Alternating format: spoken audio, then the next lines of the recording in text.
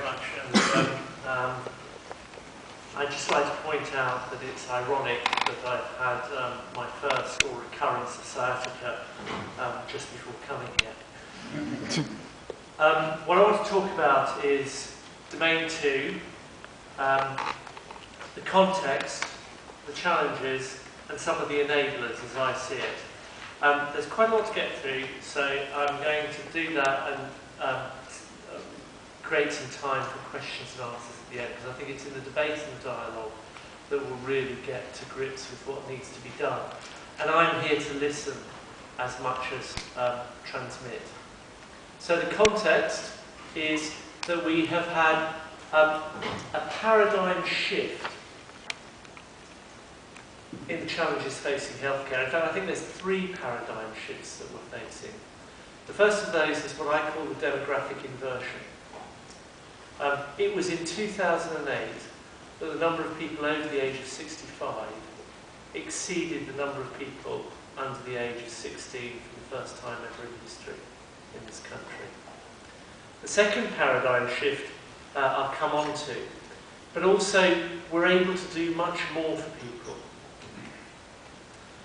both in terms of medications, in terms of treatments, and also we face the fact that this population, this elderly population, is now predominantly the baby boomers. And they have completely different expectations of previous generations of what they want from healthcare. And they want it now. But we also have another context. And that's that the golden era of investment in healthcare in the UK is, I hope, temporarily, but definitely for some time, over. The second paradigm shift in healthcare is that I was brought up, way back when, on the idea that you traced down a single condition diagnosis and you treated that to improve survival. That's no longer the case. We're facing complex comorbidity. And this is a recent paper from Guthrie in the BMJ, which just shows that no matter what condition you've got, you're likely to have a number of other conditions.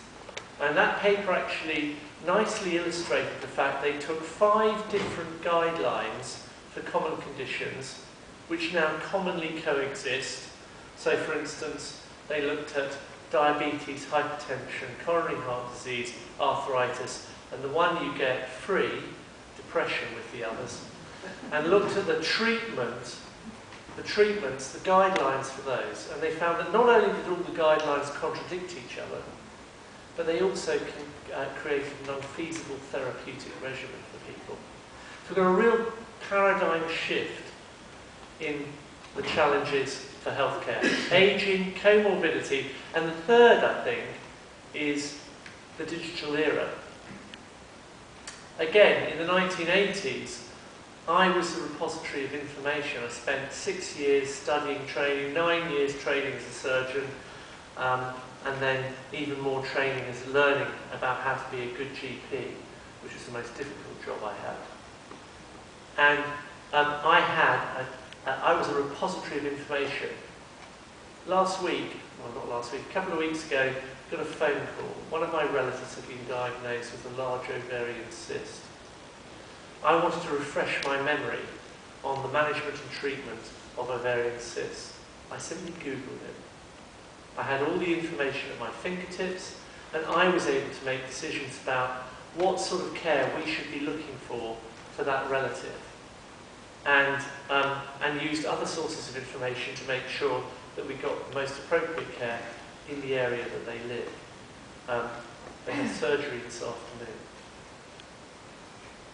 I think that the challenges we face are, first and foremost in the system, patient activation. We have moved beyond the era of doctor knows best. We have moved beyond the era of one condition. We have moved into an era where we need to sit down with informed, empowered people and help them to shape their treatment, what they want, what their goals are. I think there's a huge challenge around professional and cultural mindset. I think there's also one of the biggest challenges we've got, especially with the economic situation, is is reconciling population and individual interest, and reorientating the system to address the challenges which I've described. I also think we need to get better at understanding our governance of investments. Where do we invest to get best possible outcomes for the population and individuals we're serving? And evidence. And I'll just point out, one of the problems with some of our evidence is it's predicated on two principles. You exclude comorbidities and anyone over the age of 65. Well, that's a bit of a problem when most of our challenges in healthcare now are people over the age of 65 who have multiple comorbidities. And finally, I think we talk about primary, secondary and tertiary care. I think there's an element of quaternary care now. How do we protect people from things which actually don't benefit them? And I think that's a real ethical challenge for the professions. So what's going to help us with this? And I think Hams usefully characterised 10 characteristics of a high-performing chronic care system. The first is universal coverage, and I think in the NHS we are blessed. That certainly as a doctor, I've never had to ask someone, can they afford the treatment I want to give them? I did my student elective in India, and it was a real wake-up for me when I realised that the person walking out of the room with newly diagnosed with diabetes might not be able to afford insulin. Free at the point of use, and prevention of ill health. I think after the first two we start to go downhill in the NHS or in the UK. Self-management, have we really promoted that? Prioritising primary healthcare. Barbara Starfield's work worldwide now, I was fascinated to go to do the pilgrimage to Kaiser a year or so ago and be sat at and be told about their wonderful new way they were going to tackle comorbidity and chronic disease. They were going to set up small groups of physicians in the community, each of whom would look after about 2,000 patients. And, yeah, give me some colds and I'll go to Newcastle. Population management. Access to specialist advice, support and care. And one of the challenges I would lay down to the consultants in the room is, and I think some of them here have already stepped up to that challenge, is become quality improvement consultants for the system. I know as a GP that I never made an inappropriate referral. How do I know that? Because in 14 years, no one ever fed back any information to me that my referrals could be improved, so they must have been perfect. Exploit IT, and there's a whole range of this. The digital era, information as well as enablement.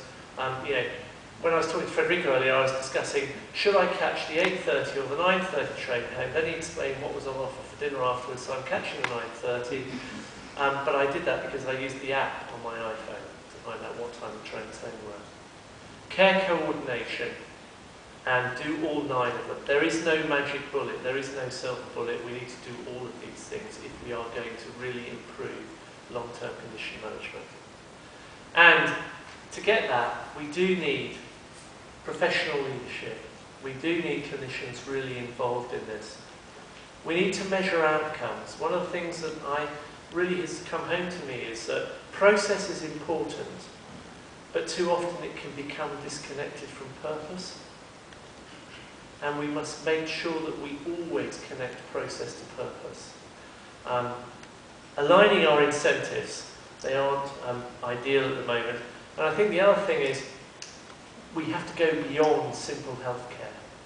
There are so many things where we rely upon communities to help us with this, and I can go into that a little bit later. Came across this, we talk about integration, coordinated care.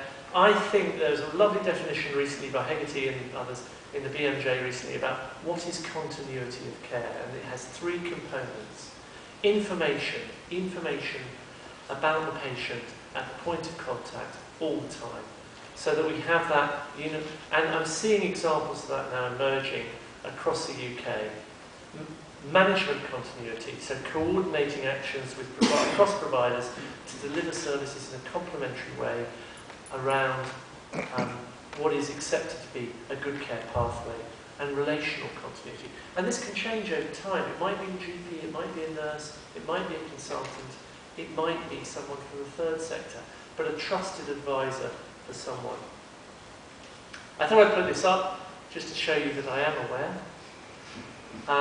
This is taken from a paper from Peninsula, from the Southwest, a piece of research about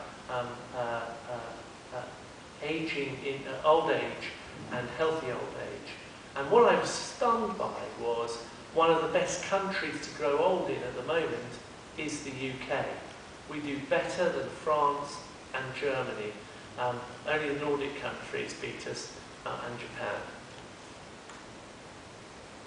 I think that then I come on to commissioning and the new approach. And we have this trident which we have to take account of in commissioning now. First of all, a clear focus on outcomes. What is the purpose? We are trying to reduce premature mortality, improve health outcomes for people, improve the quality of life for people, and help people recover, make sure the system is safe and it provides a good experience. I think this is Darcy's legacy, and really reconnecting patient experience with effectiveness, I think for me was really important. We have the mandate, a clear statement of what the NHS should be doing, and don't forget the NHS Constitution. Every day when I walk into Maple Street, every day when I walk into Quarry House, on the walls is painted the first paragraph of the Constitution, and I do commend it to you as a read. So what are the domains about? I've already outlined those for you. We have the 5 domains, and what I can say is that David Nicholson, the NHS Commissioning Board, has put those as central to the purpose for commissioning in the NHS Commissioning Board, and what we will hold clinical commissioning groups to account for in delivery. And I think that's a really important message to get out there, because I think where we have been over the last 10 years and have delivered some great changes through focusing on process and commissioning has been good, but I think there's been some unintended consequences. And I think refocusing the system on outcomes is really important to make a step change in the 21st century to address the challenges ahead, not the ones we're leaving behind.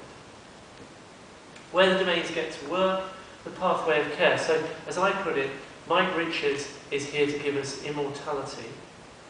The rest of us are here to make it worth living.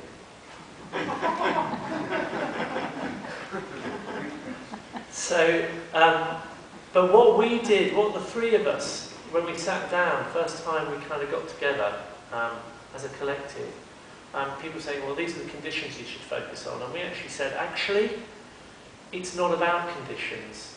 It's about the system, how it works, and how it delivers for all conditions. So no one condition has greater priority than another.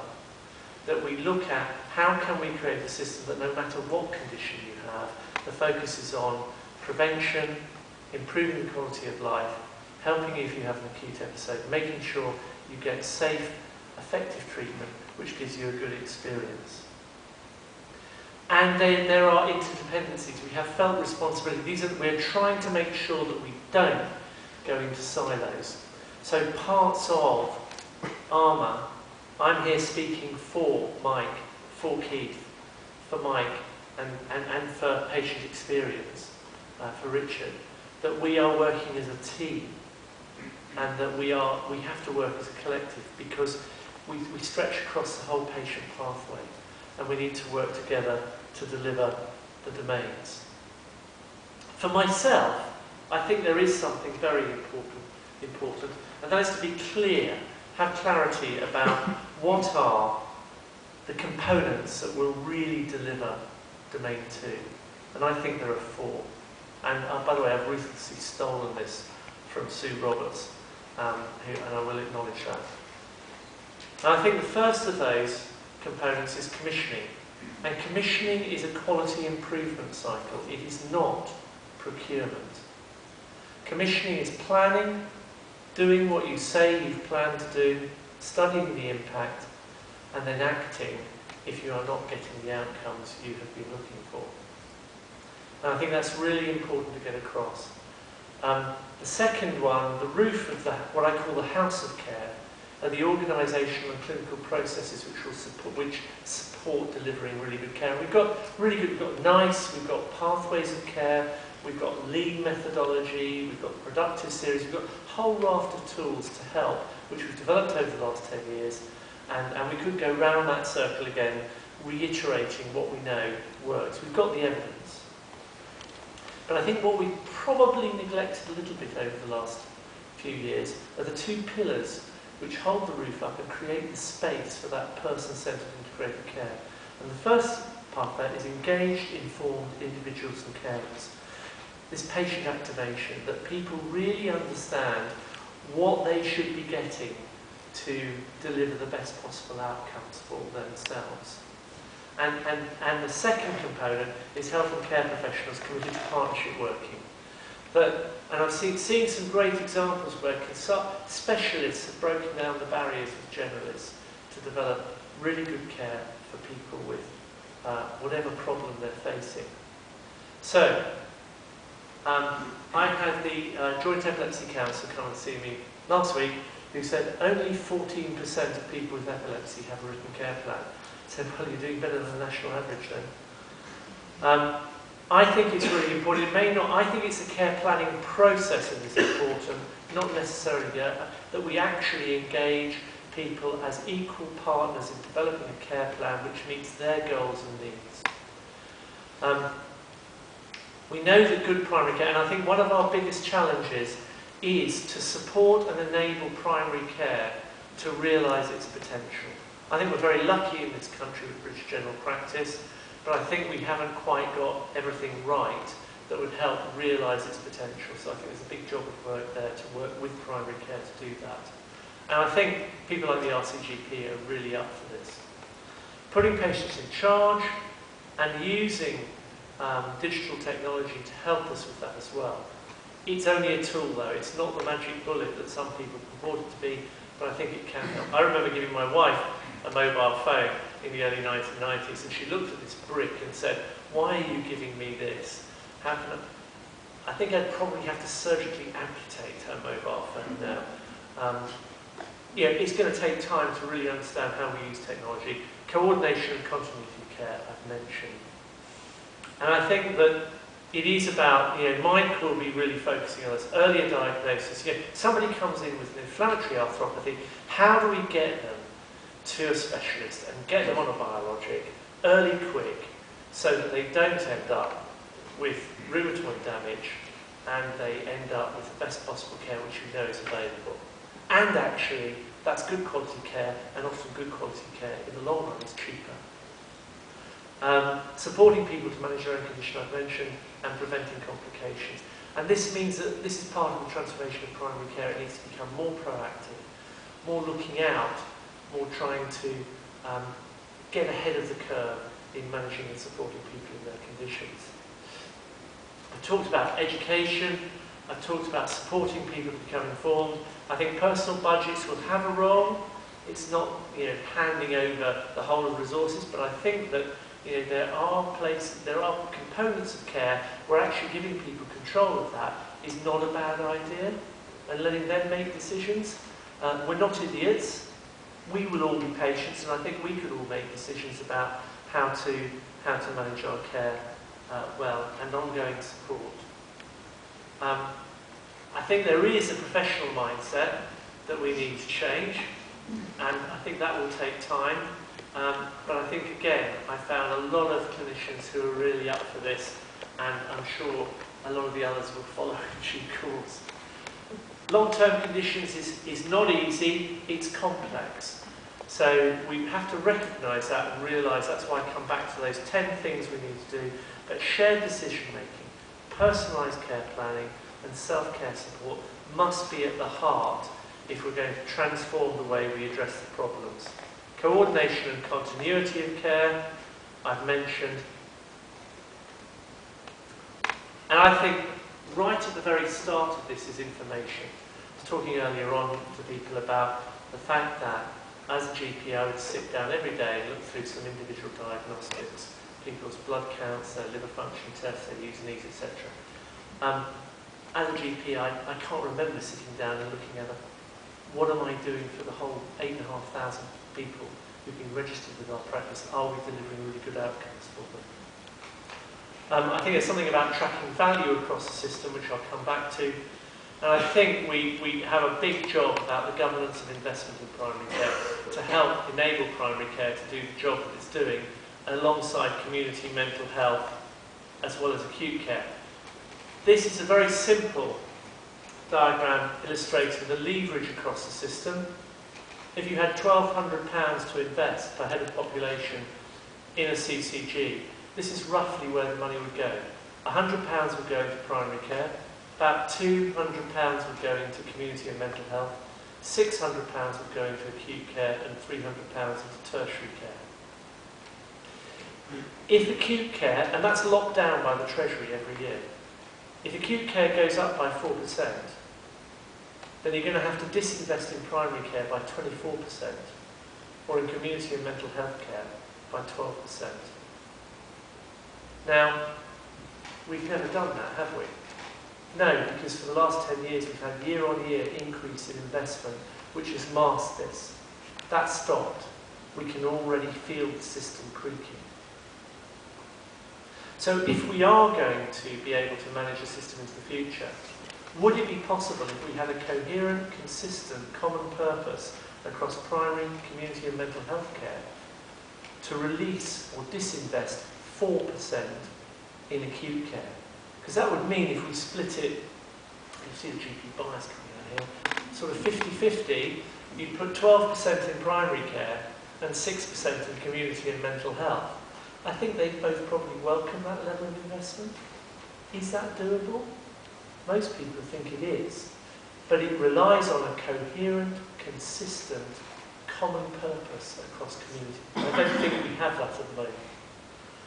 And I've left out the investment in public health, prevention really upstream, social care, which has a phenomenal impact on healthcare, and especially long-term conditions, and the wider economic benefit.